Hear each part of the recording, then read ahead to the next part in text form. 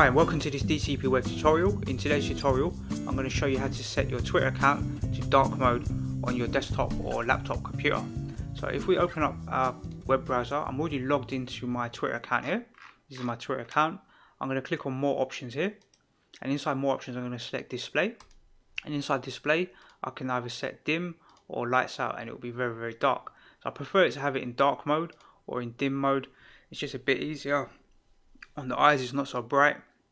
And then you can actually scroll here and change the font size as well if you need to make it a bit bigger, and you can change the color scheme as well here, so you can select a different color scheme.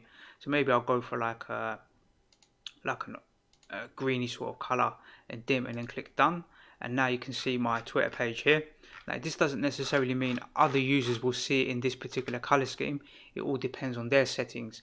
So these are just settings for you to visually look at your own information, and someone else may have a different set of settings on their machine, and they'll see your profile in their color scheme, what they've selected. So that's how you go about setting up the dark mode on Twitter. I find it a little bit easier on the eye. It's not so bright, especially when you're using it at night time. If you're using it at late hours, it's better to have it a bit darker than have it quite bright.